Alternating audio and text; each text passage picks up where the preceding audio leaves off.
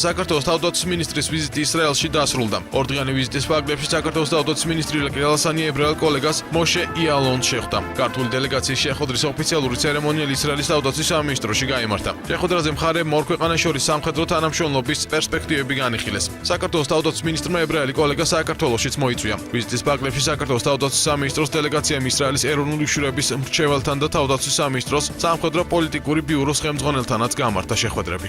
თავდაცვის მინისტრთან ოფიციალური შეხვედრისას განვიხილეთ ჩვენ ორ ქვეყანას შორის სამხედრო თანამშრომლობის მომავალი.